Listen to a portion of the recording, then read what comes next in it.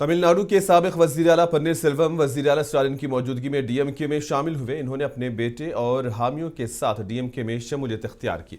वज़ीर आला स्टालिन ने उनका पार्टी में इस्तकबाल किया और पन्नीर सेल्वम ने डीएमके में शामिल होने पर खुशी का इजहार किया। इस मौके पर इन्होंने एआईएडीएमके के सरबराह पर तनकीद की।